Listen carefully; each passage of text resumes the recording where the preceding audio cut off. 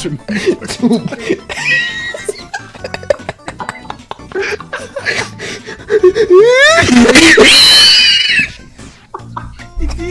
Oh my god!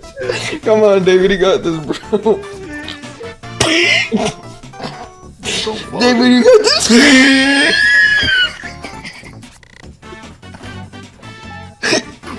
David, you...